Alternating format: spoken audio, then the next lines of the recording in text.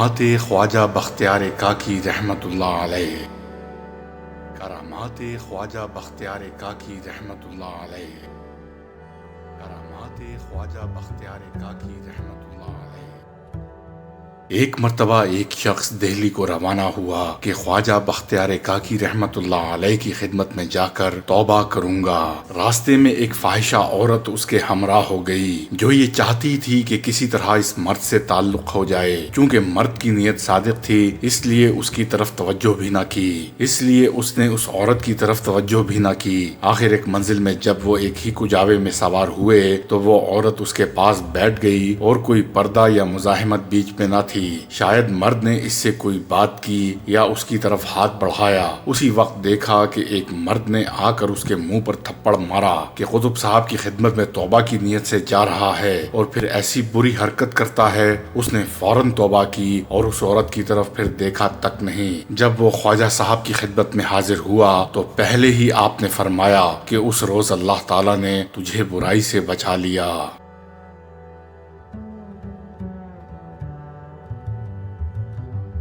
ایک مرتبہ ایک شخص خواجہ قطب الدین بختیار کاکی رحمت اللہ علیہ کی خدمت میں اس نیت سے حاضر ہوا کہ خواجہ صاحب اسے دنیا دیں اور جہاں پر خواجہ صاحب بیٹھے ہیں وہاں دودھ کی نہر جاری ہو۔ ابھی وہ دور ہی تھا کہ خواجہ صاحب نے اس کی طرف مخاطب ہو کر فرمایا کہ دوست آتے ہیں اور اللہ تعالیٰ کی طرف مغضوبہ چیز طلب کرتے ہیں، چونکہ تیرے دل میں یہ خیال ہے اس لیے اس اینٹ کو جس پر تو بیٹھا ہے اٹھا۔ جب اس نے اینٹ اٹھائی تو نیچے اشرفیوں کا ڈھیر تھا۔ خواجہ صاحب نے فرمایا تیری خواہش دودھ چاول کی ہے سو تیرے آگے ہے، کھا۔ اس نے نگاہ کی تو دیکھا کہ دودھ چاول کی ندی بہہ رہی ہے۔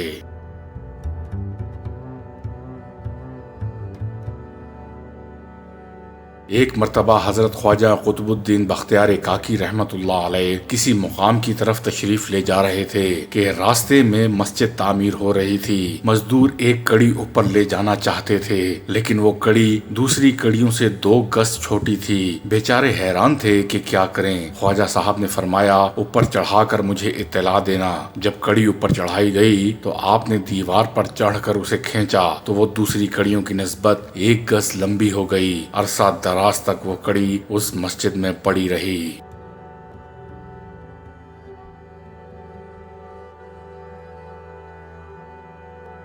حضرت خواجہ قطب الدین بختیار کاکی رحمت اللہ علیہ کے پیر و مرشد حضرت خواجہ معین الدین چشتی رحمت اللہ علیہ کے صاحبزادوں کو اجمیر شریف کے نزدیک ایک گاؤں جاگیر میں ملا ہوا تھا، مگر بعد میں چند سرکاری اہلکاروں نے ان کو اس جاگیر سے بے دخل کر دیا۔ چنانچہ اب یہ ضروری تھا کہ کوئی شخص بادشاہ وقت کے پاس جا کر اس کی بحالی کا حکم لاتا۔ اس مقصد کے لیے حضرت خواجہ معین الدین چشتی رحمت اللہ علیہ کے ایک صاحبزادے نے اجمیر شریف سے دہلی کا رخ کیا اور سیدھا حضرت خواجہ قطب الدین بختیار کاکی رحمت اللہ علیہ کی خدمت میں حاضر ہوا اور صورتحال بیان کی۔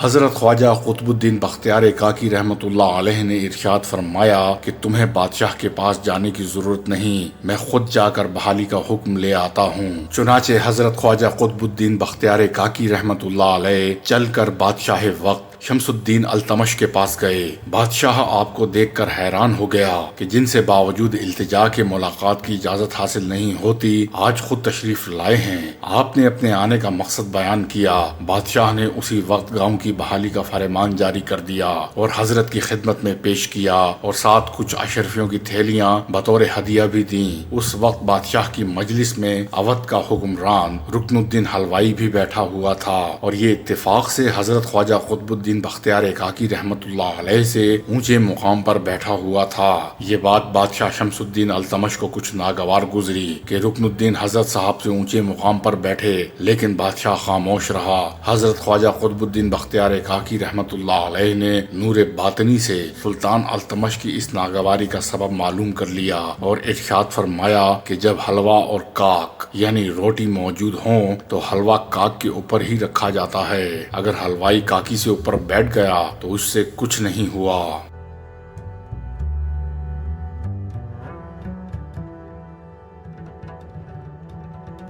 ایک دفعہ کا ذکر ہے کہ ایک شخص حضرت خواجہ قطب الدین بختیار کاکی رحمت اللہ علیہ کی خدمت میں حاضر ہوا اور اپنی غربت اور افلاس کی شکایت کرنے لگا۔ آپ نے اس سے فرمایا کہ اگر میں یہ کہوں کہ میری نگاہ اللہ تعالیٰ کے عرش تک پہنچی ہوئی ہے تو کیا تم اس بات کا یقین کر لو گے؟ وہ شخص کہنے لگا کہ ہاں میں یقین کر لوں گا، بلکہ میرا اعتقاد تو آپ پر اس سے بھی زیادہ ہے۔ اس پر حضرت خواجہ قطب الدین بختیار کاکی رحمت اللہ علیہ نے فرمایا، اچھا جب تم مجھ پر اس قدر یقین رکھتے ہو تو میں تم سے کہتا ہوں کہ وہ چاندی کے 80 ٹکے جو تم نے اپنے گھر میں چھپا رکھے ہیں پہلے ان کو خرچ کر لو، پھر اپنی غربت کی شکایت کرنا۔ اس شخص نے جب آپ کی یہ بات سنی تو بہت شرمندہ ہوا اور شرم سے اپنی نگاہیں نیچی کر کے اپنے گھر واپس لوٹ گیا۔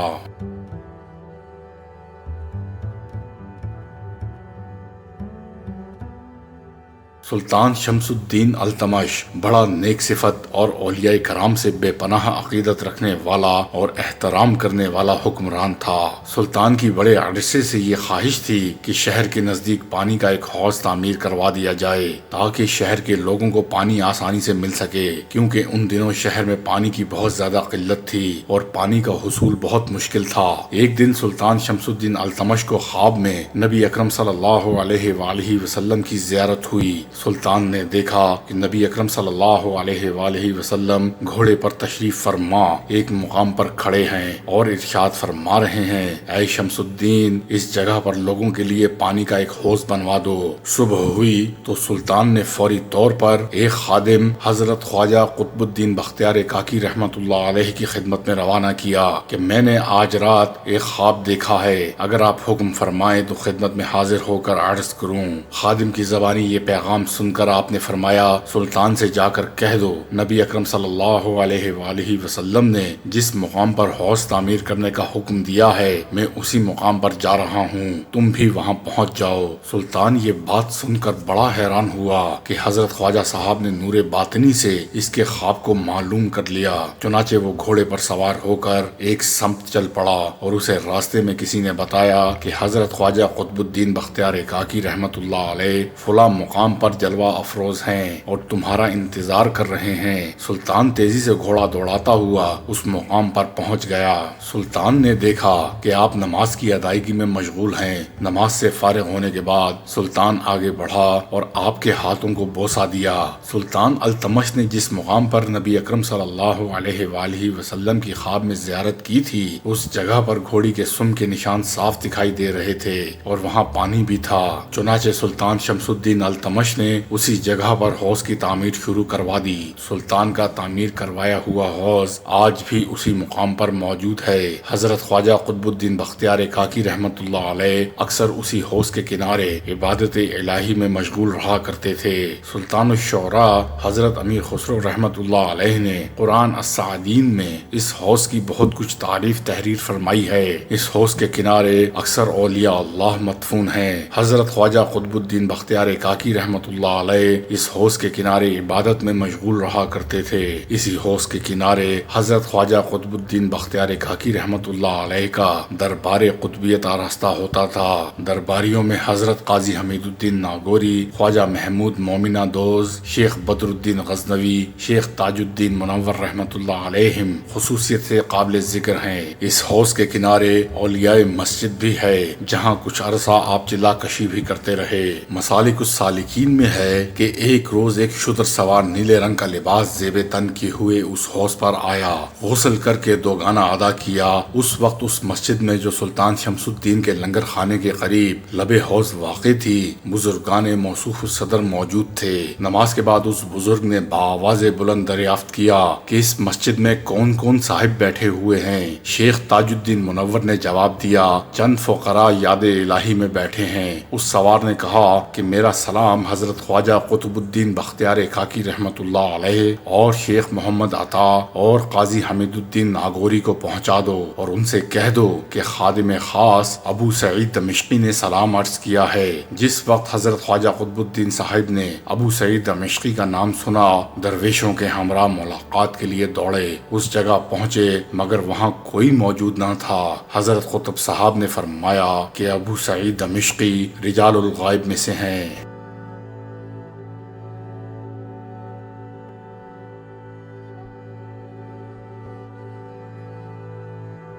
ایک مرتبہ دہلی میں ایسا خوفناک قحط پھیلا کہ لوگ دانے دانے کو ترس گئے، بھوک سے لوگوں کے مرنے کی خبریں آنے لگیں۔ سلطان التمش نے اس صورتحال سے عہدہ برا ہونے کے لیے اپنے بھانجے سعد الدین کے ذمہ یہ کام سپرد کیا کہ وہ شاہی گودام سے اناج نکلوا کر اس کی روٹیاں پکوا کر عوام میں بانٹے۔ سعد الدین نے منوں کے حساب سے آٹا نکلوایا اور مختلف نان بھائیوں کے ذمہ یہ کام لگا دیا کہ وہ دن رات روٹیاں پکا پکا کر قحط زدہ عوام کے لیے ڈھیر کرتے جائیں۔ اتفاق سے ایک نان بھائی کے ہاتھوں چند روٹیاں انجانے میں جل گئیں۔ سعد الدین غصے سے آگ بگولا ہو گیا اور کہنے لگا، ملک میں پہلے ہی قحط کی صورتحال ہے، اوپر سے تم اپنی غفلت سے روٹیوں پر روٹیاں جلاتے جا رہے ہو۔ چنانچہ اس جرم میں اس غریب کو گرفتار کر کے قید خانے کی طرف لے جایا گیا۔ لوگوں کا ایک مجمع بھی تماش بینوں کی صورت میں ساتھ ہو لیا۔ اچانک راہ میں چلتے حضرت خواجہ قطب الدین بختیار کاکی رحمت اللہ علیہ کی نظر اس مجمع پر پڑی تو انہوں نے نزدیک آ کر ایک شخص سے پوچھا کہ یہ کیا ماجرا ہے۔ اس شخص نے آپ کو پورا قصہ سنا دیا۔ حضرت خواجہ قطب الدین بختیار کاکی رحمت اللہ علیہ یہ سن کر مجمع میں داخل ہو گئے۔ لوگوں کے ہجوم نے آپ کو مجمع میں داخل ہوتے دیکھا تو خود بخود راستہ چھوڑنا شروع کر دیا۔ آپ نہایت اطمینان سے لوگوں کے بیچ میں سے گزرتے سعد الدین کے پاس جا پہنچے۔ آپ نے سعد الدین سے فرمایا، کیوں اس غریب کو ناحق پریشان کرتا ہے؟ روٹیاں ہی جلی ہیں نا، اگر تجھے وہی جلی روٹیاں صحیح سلامت مل جائیں تو کیا اس شخص کو تو چھوڑ دے گا؟ سعد الدین یہ سن کر ہنس پڑا اور بولا، حضرت بزرگ ہونے کے ناطے میں آپ کی عزت کرتا ہوں، مگر بات ایسی کریں جسے عقل تسلیم کر لے۔ بھلا یہ جلی جھلسی روٹیاں کس طرح دوبارہ ٹھیک ہو سکتی ہیں؟ بھلا مردہ بھی کبھی زندہ حالت میں کوئی لایا ہے؟ حضرت خواجہ قطب الدین بختیار کاکی رحمت اللہ علیہ نے یہ بات سنی تو صحیح مگر جواب دینا گوارا نہ کیا۔ انہوں نے نان بھائی کی طرف مڑ کر پوچھا، تیرا تنور کہاں ہے؟ جلی ہوئی روٹیاں لے کر میرے ساتھ چل۔ وہاں چل کر سعد الدین نے کچھ آپ کی عظمت اور بڑائی کا احساس کیا اور کچھ وہ آپ کے دعوے کو پرکھنے کا خواہش مند بھی تھا، سو اس نے اعتراض نہ کیا اور نان بھائی کو عارضی طور پر رہا کر کے جلی روٹیوں سمیت اپنے تنور تک جانے کی اجازت دے دی۔ تنور پر پہنچ کر حضرت خواجہ قطب الدین بختیار کاکی رحمت اللہ علیہ نے نان بھائی کے ہاتھوں سے جلی ہوئی روٹیاں لے لیں۔ سعد الدین اور لوگوں کا مجمع حیرت سے آپ کی طرف دیکھ رہا تھا۔ آخر آپ ان جلی روٹیوں کے ساتھ کیا کرنے والے ہیں جو یہ اپنی درست حالت میں آ جائیں گی؟ حضرت خواجہ قطب الدین بختیار کاکی رحمت اللہ علیہ سب سے بے نیاز روٹیاں اٹھا کر آگے بڑھے اور دوسرے ہی لمحے روٹیاں دہکتے تنور میں ڈال دیں۔ سعد الدین یہ دیکھ کر ہنس پڑا اور لوگوں کی طرف منہ کر کے بولا، چلو قصہ ختم، رہی صحیح کسر ان بزرگوار نے پوری کر دی۔ ادھر نان بھائی بھی دل ہی دل میں خوش ہو گیا کہ حضرت خواجہ قطب الدین بختیار کاکی کے اس فعل سے وہ بھی اس کے جرم میں شریک ہو گئے ہیں، اب اس کے بچاؤ کی کوئی امید نکل سکتی ہے۔ حضرت خواجہ قطب الدین بختیار کاکی رحمت اللہ علیہ نے کچھ دیر بعد تنور کا منہ کھولا اور نان بھائی کو حکم دیا، جا اپنی روٹیاں تنور میں سے نکال کر سعد الدین کو دے دے۔ نان بھائی نے حکم کی تعمیل کی اور روٹیاں نکالنے لگا۔ تمام روٹیاں بالکل صحیح اور پکی ہوئی نکل آئیں۔ حضرت خواجہ قطب الدین بختیار کاکی رحمت اللہ علیہ نے سعد الدین کی طرف دیکھا اور مخاطب ہوئے، سعد الدین اپنی روٹیاں لے اور راہ پکڑ، اس نان بھائی کی جان چھوڑ اور یاد رکھ خدا نے تجھے اپنے بندگان خدا کا خادم مقرر کیا ہے اور تو اپنے کسی فعل سے بندگان خدا کو دکھ نہ پہنچا، کہیں ایسا نہ ہو کہ تو خدا کی پکڑ میں آ جائے۔ یہ کہہ کر آپ چل دیے، لیکن سعد الدین آپ کے پیچھے پیچھے سر جھکائے چلنے لگا۔ گھر پہنچ کر جب آپ نے اس سے دریافت کیا اب کیا بات ہے، سعد الدین دست بستہ مخاطب ہوا، یا حضرت خادم اپنے سابقہ رویے پر نادم ہے اور آپ کے حلقہ عقیدت مندوں اور خدمت گزاروں میں شامل ہونے کا خواہش مند ہے۔ آپ نے جواب دیا، دنیاوی دولت اور درویشی کا آپس میں کیا میل، جب تک تیرے گھر میں یہ چیزیں موجود ہیں تو درویشی کے احاطے میں کیسے آ سکتا ہے؟ شہزادہ مؤدبانہ انداز میں کھڑا رہا۔ آپ نے اس پر نگاہ کرم فرمائی، پھر جب شہزادہ آپ سے اجازت لے کر محل میں واپس آیا تو اپنی ملکیت میں جو چیزیں پاس تھیں وہ تمام فقراء میں تقسیم کر دیں اور دوبارہ آپ کی خدمت میں حاضر ہو کر شرف باریابی حاصل کیا۔ آپ نے ایک ہی نگاہ کامل سے شہزادے کے دل کی دنیا بدل دی اور اسے فقیری کے اسرار و رموز سے آشنا کیا، اور پھر ایک وقت آیا کہ وہی شہزادہ حضرت خواجہ قطب الدین بختیار کاکی رحمت اللہ علیہ کی توجہ اور صحبت کی بدولت مقبولان بارگاہ رب العزت ہو گیا۔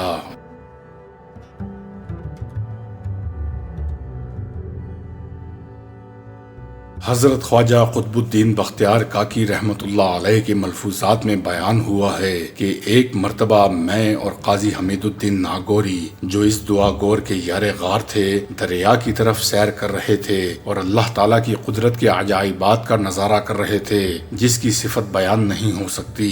دریا کے کنارے ایک مقام تھا جہاں پر ہم دونوں بیٹھ گئے اور بھوک نے ہم دونوں کو لاچار کر دیا۔ وہاں بیابان میں طعام کہاں سے مل سکتا تھا۔ کچھ وقت کے بعد ایک بکری منہ میں 2 روٹیاں لیے ہوئے آئی اور ہمارے سامنے رکھ دیں اور خود واپس چلی گئی۔ ہم نے روٹیاں کھا لیں اور اس کے بعد ہم نے آپس میں کہا اللہ تعالیٰ نے یہ دونوں روٹیاں اپنے خزانے غیب سے عطا کی ہیں۔ وہ بکری نہیں تھی بلکہ وہ مردان غیب سے کوئی ہوگا۔ ہم ابھی یہی باتیں کر رہے تھے کہ ایک بچھو ایک بڑے اونٹ کے قد کا ظاہر ہوا، اسی طرح جیسے کمان سے تیر نکلتا ہے، اور دوڑتا ہوا آیا۔ جو ہی دریا کے پاس پہنچا اپنے آپ کو بے دھڑک پانی میں پھینک دیا۔ میں نے قاضی کی طرف دیکھا اور قاضی نے میری طرف۔ ہم دونوں نے کہا اس میں کچھ بھید ہے۔ جو بچھو جلدی جلدی آ رہا ہے مناسب ہے کہ ہم بھی اس کے پیچھے چل کر دیکھیں، لیکن دریا کے اس کنارے پر کوئی کشتی موجود نہ تھی جس پر سوار ہو کر ہم پار جاتے۔ جب عاجز ہو گئے تو دعا کی کہ اے پروردگار کہ اگر ہم درویشی میں مکمل ہو چکے ہیں تو ہمیں دریا راستہ دے دے تاکہ ہم چل کر اس بچھو کا تماشا دیکھیں کہ کہاں جاتا ہے۔ جو ہی یہ مناجات ہم نے اللہ سے کی تو حکم باری تعالیٰ سے دریا پھٹ گیا اور خشک زمین نکل آئی۔ ہم ایک درخت کے پاس پہنچے جہاں ایک آدمی سویا ہوا تھا اور درخت سے ایک بڑا سانپ نیچے اتر رہا تھا کہ اس شخص کو ہلاک کر دے۔ اس بچھو نے سانپ کو ڈسا اور ہلاک کر دیا۔ ہمارے سامنے سے وہ بچھو غائب ہو گیا اور سانپ اس آدمی کے پاس ہی مردہ گر پڑا۔ ہم نے نزدیک جا کر سانپ کو دیکھا جو تقریباً 2.5 من وزن میں ہوگا۔ ہم نے کہا جب وہ آدمی جاگے تو ہم دریافت کریں گے کہ اللہ تعالیٰ نے جو اسے بچایا تو ضرور یہ کوئی بزرگ ہوگا۔ جب ہم اس کے پاس گئے تو کیا دیکھتے ہیں کہ وہ شراب پی کر پڑا ہے اور قے کی ہوئی ہے۔ ہم بے حد شرمندہ ہوئے اور کہا کہ کاش ہم نہ ہی آتے یہاں تاکہ اس طرح کی حالت ہی نہ دیکھتے۔ اس کے بعد ہم دونوں نے کہا کہ اللہ نے ایسے شراب خور اور نافرمان کو بچا لیا۔ ابھی یہ خیال پورے طور پر ہمارے دل میں گزرنے بھی نہ پایا تھا کہ غیب سے آواز آئی کہ اے عزیزو اگر ہم صرف پرہیزگاروں اور صالح آدمیوں کو بچائیں گے تو گناہگاروں اور مفسدوں کو کون بچائے گا۔ ابھی ہم اسی گفتگو میں تھے کہ وہ مرد جاگ پڑا اور سانپ کو اپنے پاس مرا ہوا دیکھ کر بہت حیران ہوا اور اپنے اس فعل سے توبہ کی۔ کہتے ہیں کہ وہ جوان خدا رسیدہ بن گیا اور 70 حج ننگے پاؤں کیے۔